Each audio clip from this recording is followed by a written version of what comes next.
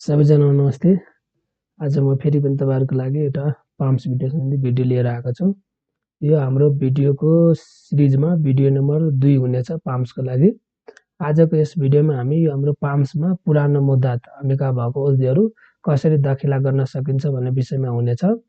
त्यस्तै यससँग सम्बन्धित विषय जस्तै औषधिको म्यापिङ गर्ने, स्टोर किपर, युजर, एप्रुभरको काम के हुन्छ अनि त्यसमा कसरी गर्न सकिन्छ भन्ने विषयमा हुनेछ।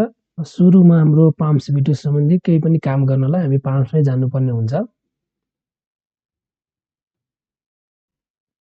सुरुमा हामीलाई अब यहाँ आइडी खोल्दाखेरि जहिले नै ध्यान दिएर हेर्नुपर्ने हुन्छ यो भूमिकामा जहिले पनि हामी काम गर्दाखेरि हाम्रो स्टोर किपरकै आइडी खोल्नु होला।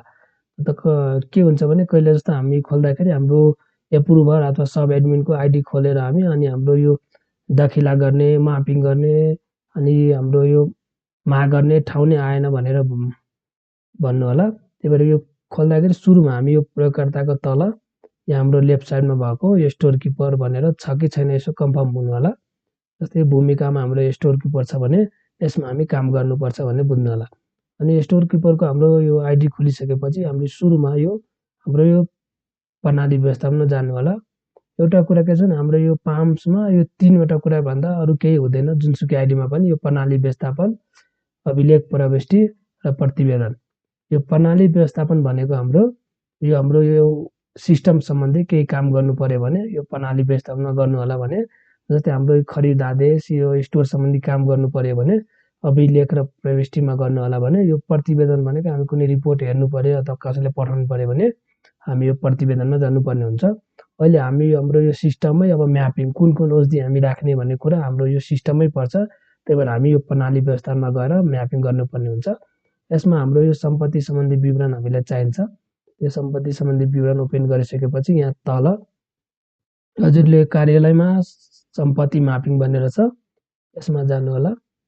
यसमा गइसकेपछि हामी पहिला अब हजुरहरूको स्वास्थ्य शाखामा अथवा कुनै एउटा हेल्थ पोस्टमा औषधि म्यापिङ भइसकेछ भने हजुरहरूमा अटोमेटिक आउन सक्छन्। यहाँबाट हजुरले म्याप आइटम कुन रहेछ भनेर यसरी हेर्नु सक्नुहुन्छ। एकैचोटि आएन भने यहाँ हामी अहिले यो पराटम 1000 गर्दा आउँछन्। कहिलेकाहीँ हामी यो थोरै यो 500 मात्र थियो भने 50वटा मात्र देखाइरहेको थियो भने अहिले हेर्नु होला मसँग भएको म्यापिङको जम्मै आयो। त्यही भएर यसमा अब यो 500 देखायो नि 500 देखाउँदैन 50सम्म मात्र देखाउँछ। त्यही भएर कन्फ्युज नहुनु होला। यो जस्तै अब तपाईँकोमा म्याप भएको कुन औषधि छ यसो हेर्नु होला। होइन हजुरहरूसँग म्यापिङ कुनै आइटम छैन अथवा अहिलेसम्म म्यापिङै भएको छैन भने औषधिहरू म्यापिङको लागि सुरुमा हामी यो सम्पत्तिको परिकारमा जानु होला। यहाँ हाम्रो यो औषधि म्यापिङ गर्नु छ भने हामी यो खर्च भएर जानेमा सिलेक्ट गर्छौँ अनि त्यसपछि यहाँ यो औषधि जाने माल सामानमा क्लिक गर्छौँ। यो भइसकेपछि शीर्षक सिलेक्ट गर्नुपर्छ। हामी यो हाम्रो आयुर्वेदको हो कि कुन सम्बन्धी औषधि हाम्रो यो औषधिहरूको मेडिकल तथा औषधि जाने सामान हुन्छ। यसमा क्लिक गर्नु होला। यसमा क्लिक गरिसकेपछि रिसर्च गर्नुभयो भने हायोसिन सम्बन्धी आउँछ। अनि हामीलाई थाहा छ हाम्रो यो फ्रीमा आउने आइटमको जहिले नै स्टार हुन्छ पछि। त्यही भएर तपाईँहरूले जहिले नै हाम्रो यो म्याचिङ गर्दाखेरि यो स्टार भएको मात्र गर्नु होला। अब स्टार नभएको यहाँ माथि छ भने यो हटाइदिँदा हुन्छ, यो हामीलाई काम लाग्दैन। त्यही भएर पछि हाम्रो यो औषधि हाल्ने बेलामा यो अप्सनहरू आउँदैन। त्यही भएर हामी सुरुमा के गर्छ भने हाम्रो यो सकेसम्म यो स्टार हाम्रो जुन फ्री आइटम छ जम्मैमा स्टार भएर आउँछ। त्यही भएर जुनसुकै औषधि गर्दा पनि हामी पहिला स्टार भयो ह्याच भएको खोज्छौँ अनि ह्याच भएको पायो भने त्यो नै सेलेक्ट गर्नुपर्ने हुन्छ। हाम्रो प्राथमिकता त्यही हुन्छ। अब मलाई हायोसिन सम्बन्धी यो 3वटा यहाँ देख्यो भने मैले 3वटा एकैचोटि म्याप पनि गर्न सक्छु। त्यस्तै अर्को सर्च गर्दै सबैमा अब यो टिक लाउँदै यसरी यो टिक लाउँदै म्याप गर्नु होला। अनि यो म्याप भइसकेपछि अनि मैले अब यो यसमा टिक लगाएँ अनि मलाई ऱ्यान्टिडिन पनि चाहिएछ भने यसले ऱ्यान्टिडिन पनि यसो ऱ्यान्टिडिन पनि हेर्नु होला। यहाँ ह्याच भएकैमै टिक लाउनुपर्छ। हाम्रो यो भनेको फ्री आइटममा हुन्छ त्यो ह्याच भएको यसमा पनि हजुरहरूको टिक छैन भने टिक लगाएर यसरी सेभ अल गरिदिनु होला। यसरी सेभ अल गरिदिएपछि हजुरहरूको म्यापिङको काम सक्छ। यसमा हजुरले स्वास्थ्य संस्थामा चलाउने सबै औषधिको म्यापिङ गर्नु होला। यो म्यापिङ भइसकेपछि हाम्रो अर्को काम भनेको हामी हाम्रो हुन्छ यो सम्पत्ति अब कसरी दाखिला गर्ने पुरानो मुद्दा। त्यसरी यो हजुरहरूको अभिलेख, त्यसको लागि हजुरले अभिलेख तथा प्रविष्टिमा जानुहोला। यसमा गइसकेपछि सम्पत्ति तथा एजेन्सी सम्बन्धी छ, यसमा जानुहोला। यसमा गइसकेपछि हाम्रो यो पुरानो मुद्दात प्रविष्टि भनेर यहाँ यसमै छ, यसमा क्लिक गरेर पुरानो मुद्दात हाल्नुहोला। त्यसरी त्यो हाल्नको लागि हाम्रो यो अवधिसँग जान्ने सामग्री छ, त्यही भएर हामी अवधिको मुद्दात भनेर यसमा क्लिक गरेर हाल्छौँ। हजुरले पनि यसमा क्लिक गर्नुहोला। त्यसरी क्लिक गरिसकेपछि हामी प्राप्तिको स्रोतमा पहिला अब पुरानो मुद्दात हामी हाल्न लागेछौँ, त्यही भएर पुरानो मुद्दात यसरी सेलेक्ट गर्नुहोला। अनि यो सुरु हाम्रो प्राप्तिको मिति भनेको हजुरहरूको अब अहिले स्वास्थ्य संस्थाहरूको अब सिद्धि हाल्नलाई अब हिजोको मिति राख्न सक्नुहुन्छ भने, अनि पालिकाहरूको लागि यो हाम्रो यो 4 महिना 1 गतेको मिति हामी हाल्छौँ। हाम्रो साउनदेखि यो चल्दै थिएन पिएलएमा, त्यही भएर 4 महिना 1 गते गरेर अनि सुरुको प्राप्ति नम्बर हजुरले 1 देखि क्रमशः हाल्नु होला। त्यसपछि यो हाम्रो यो उपशीर्षक अलरेडी हुन्छ। मैले हजुरले भनेको थिएँ, मैले अघि हायोसिन र त्यसको गर्न लागेको थिएँ, त्यही भएर हायोसिन एसएमजी यसरी सेलेक्ट गर्छौँ।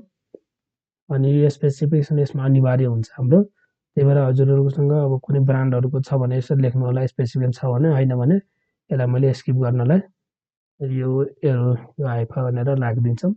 अनि यो परिमाण कति परिमाण गर्न लाग्छ भने मसँग हायोसिनको चाहिँ 600 थियो, मैले यहाँ 600 परिमाण गरेर। अब यो दरमा हाम्रो के हुन्छ भने हामीलाई दर थाहा हुँदैन, अवधि खरिद गर्ने बेला मात्र दर थाहा हुन्छ। त्यही भएर अहिले हजुरहरूले यसो पुरानो मुद्दात गर्दा 0 हाल्न सक्नुहुन्छ। यो 0 हालेर यसरी क्लिक प्लसमा गएर ओके गरिदिनु भयो, तल आएर बस्छ। यो बसिसकेपछि अर्को आइटम जस्तै मैले यहाँ ऱ्यान्टिडिन गर्नु भने ऱ्यान्टिडिन सर्च गर्छौँ। अनि यो ऱ्यान्टिडिन यो यसरी ह्याच भएको मैले देखिसकेपछि यसलाई ओके गरेर यसमा पनि फेरि स्पेसिफिकेसन मैले यहाँ माइनस राखिदिन्छौँ। अनि यो परिमाणमा हाम्रो ऱ्यान्टिडिन कति थियो भनेको त 250 ट्याब्लेट मैले यहाँ राखेँ। अनि यो दरमा मैले यहाँ पनि 0 राखेर यसरी ओके गरिदिन्छौँ। यसरी गरिसकेपछि हेर्न सक्नुहुन्छ यहाँ 2वटा आइटम, यसरी तपाईँले आफ्नो कहाँ भएको जम्मै आइटम एकैचोटि पनि गर्न सक्नुहुन्छ। अब सुरुमा मैले यहाँ हायोसिन र ऱ्यान्टिडिन 2टा गर्न लाएँ, यो 2टा मैले यसरी पुरानो मुद्दतमा गर्छु। अनि यो गरिसकेपछि मैले यहाँ सेभ अल गरिदिन्छु। र यसमा अब के छ भने हाम्रो जस्तै अब यो जुनसुकै काम हामी गरिसकेपछि हाम्रो जुन एप्रुभर हुन्छ त्योसँग हामी पहिला एप्रुभर लिनुपर्छ। मैले यो पुरानो मुद्दा तब यो परिवष्टि गर्न लागेको छु भनेर मैले सुरुमा एप्रुभर लिनु पर्यो। त्यसको लागि यहाँ जुन एक्सन बटन छ, कार्य बटन भनेर, त्यसमा हामी यहाँ फरवर्ड छ तल, यो फरवर्डमा गएर क्लिक गर्छौँ।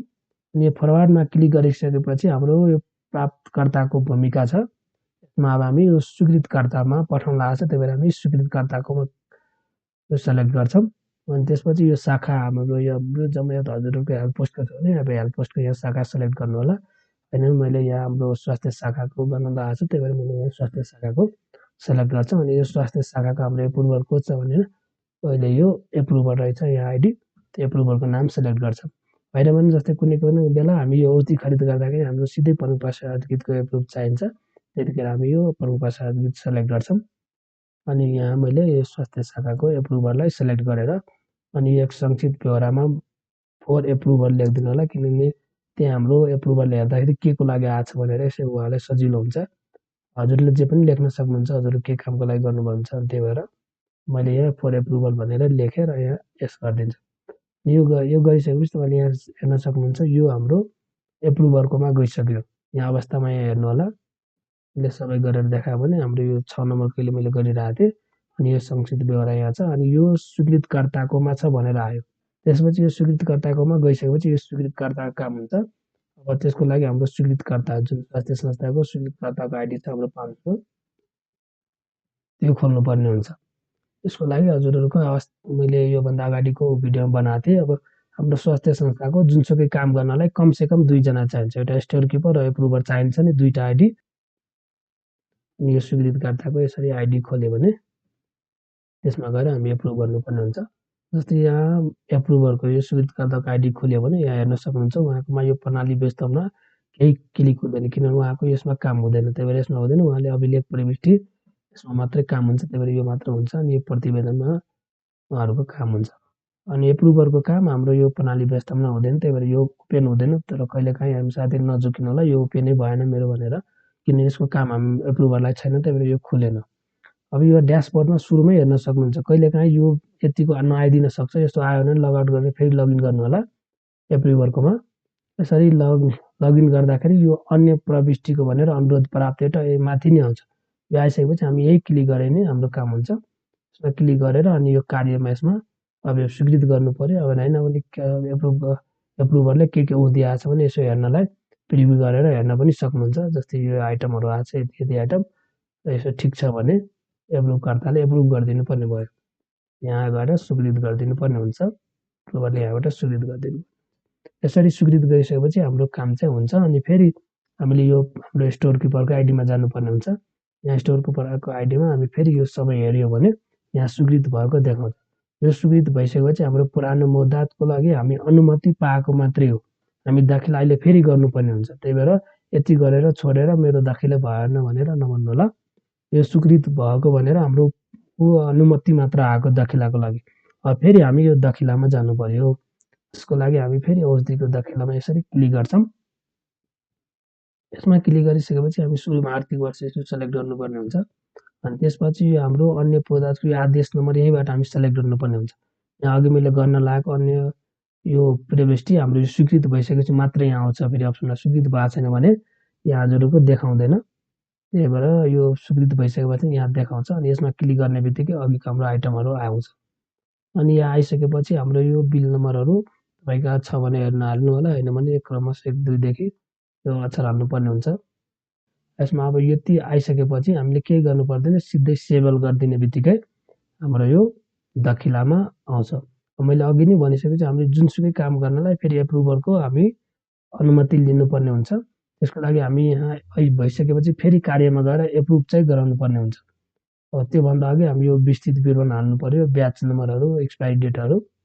त्यही भएर यसको लागि हामी यसमा कार्यमा गएर फेरि यो परिमाणको ब्याच नम्बर, एक्सपायरी डेट हाल्नु पर्यो। जस्तै मैले अब गर्न लागेको हाइसिङ छ 600 आइटममा। अब कति हजुरले दाखिला गर्न लाग्नु भएको छ भने 600 नै भयो। अनि यो कम्पनीको नाम यो अनिवार्य हुन्छ। फेरि हाम्रो यो यसलाई कम्पनी अब यो हाम्रो हाइसिङ हामी कहाँ टाउरस फार्मास्युटिकल नेपाली कम्पनी रहेछ। त्यस भएर हामी यहाँ अहिले कम्पनी हजुरलाई यसो अप्ठ्यारो लाग्छ भने अब सबै औषधि खोल्न पनि नखुलेको भनेर पनि हाल्न पाउनुहुन्छ। जस्तै मैले यहाँ ब्रान्डमा नखुलेको हालेँ। तर हजुरहरूको कम्पनी थाहा छ भने यो अघिको प्रणाली व्यवस्थामा जसरी हामी म्यापिङ गऱ्यो त्यहाँ हामी त्यसको माथि नै त्यो यो ब्रान्ड हाल्नलाई त्यो ब्रान्ड हालेर हामी यहाँबाट सेलेक्ट गर्न सक्नुहुन्छ। त्यही भएर मैले अघि यसको ब्रान्ड हालेको छैन। त्यही भएर यहाँ मैले औषधि नखुलेको, ब्रान्ड नखुलेको भनेर सेलेक्ट गर्छौँ। अनि यो देश हाम्रो यो नेपाली नै छ, टाउरस कम्पनी 77 नेपालको कोड रहेछ 977। यो कोड हालेर मैले यो देश सेलेक्ट गर्छु। अनि त्यसपछि यहाँ मैले उत्पादन मिति हेर्नु पर्यो। अनि उत्पादन मिति हाल्नलाई मैले औषधिको मैले टिपेको छु। यहाँ हाम्रो 25/2 को उत्पादन मिति थियो। मैले यहाँबाट 25/2 सेलेक्ट गर्छौँ, 25 फेब्रुअरी। अनि यो हाम्रो उत्पादन मिति जहिले नै 1 गतेतिरको राख्दा हुन्छ। अनि यो हाम्रो एक्सपायरी डेट अन्तिम मिति यहाँ मेरो 27/1 को रहेछ। मैले यहाँबाट 2027 जनवरी 1 भनेको हाम्रो यो सबसे लास्ट गतेसम्म एक्सपायरी डेट हुन्छ। त्यही भएर मैले यहाँ 31 गते हालिदिएँ। त्यसपछि अर्को हाम्रो ब्याच नम्बर हाल्नुपर्ने हुन्छ 0015। मैले यहाँबाट ब्याच नम्बर हालेँ। अनि दाखिला हुने गोदाम हामी कहाँ एउटै गोदाम हुन्छ। त्यही भएर सुरुमा हामी स्वास्थ्य गोदाम नै सेलेक्ट गर्छौँ अनि सेभ गरिदिन्छौँ। यसरी गरे चाहिँ हाम्रो हाइसिङको भयो। त्यो गरेर मैले यहाँ सेभ गरिदिन्छु। यसलाई गरिसकेपछि फेरि ऱ्यान्ड रिटर्नको पनि अघि चाहिँ यहाँ हेर्नु होला। यो भइसकेपछि हजुरको काम भइसकेपछि, कार्य भइसकेपछि यहाँ 1 आउँछ अवस्थामा, नभएकोलाई 0 आइरहेछ। अब हामीले यसको फेरि ऱ्यान्ड रिटर्नको पनि गर्नुपर्ने हुन्छ। हाम्रो जम्मा परिमाण अब 250 नै हुने भयो। यो कम्पनीमा पनि अहिले पनि मैले नखुलेको गरेँ। अब देश हाम्रो नेपालकै रहेछ, त्यही भएर 977 गरेँ।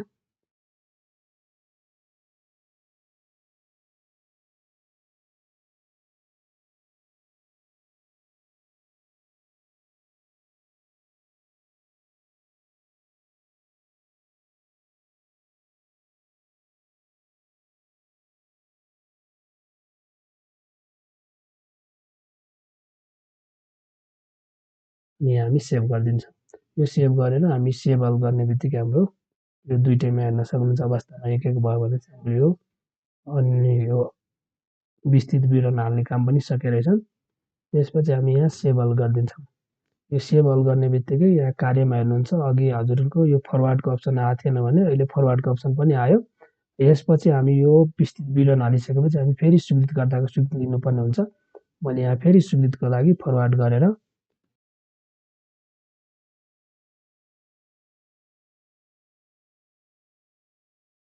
संक्षिप्त बेहोरामा फेरि यहाँ फर एप्रुभल भनेर लेखेर पठाइदिन्छौँ। पठाउने बित्तिकै यहाँ हेर्नु होला यो यहाँबाट हराउँछ।